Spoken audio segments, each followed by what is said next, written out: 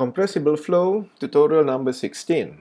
An observer on the ground finds that an airplane flying horizontally at an altitude of 2,500 meters has traveled 6 kilometers from the overhead position before the sound of the airplane is first heard. Assuming that, overall, the aircraft creates a small disturbance, estimate the speed at which the airplane is flying. The average air temperature between the ground and the altitude at which the airplane is flying is 10 degrees Celsius.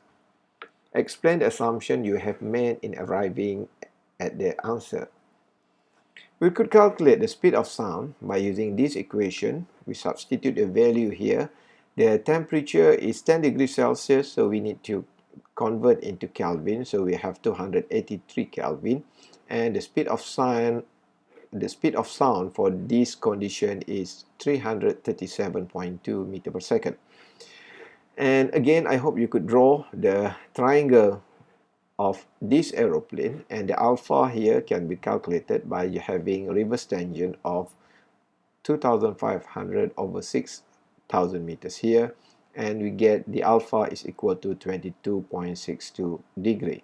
And then we could calculate the value of velocity by Mach number times speed of sound, and Mach number can be calculated by 1 over sine alpha here.